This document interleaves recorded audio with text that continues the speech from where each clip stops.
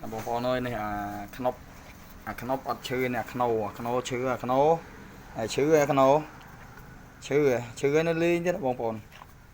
នេះក្រហមនេះហ្នឹងខ្នប់នេះឈ្មោះវាខ្នប់នេះហើយនេះខ្នោឈឺហើយឈឺជើងនេះមើលជើងបងប្អូនជើង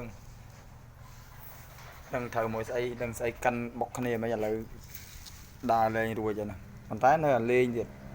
ចង់ឲ្យខ្ញុំនឹងមកលេងជាមួយវាអញ្ចឹងណាមកភ្នែកគួរអាណិតភ្នែកវាខ្នោដាក់ថ្នាំដាក់អីហើយនៅតែវាអត់បានដើររួចហើយបាទនេះលពូចនេះបាច់ពុយខ្លាំងនេះ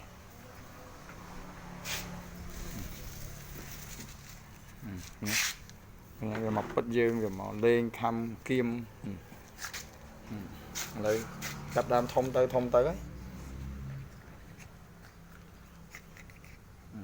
្វើមើលដៃឯងឆ្អឹងឯងគៀមនេះ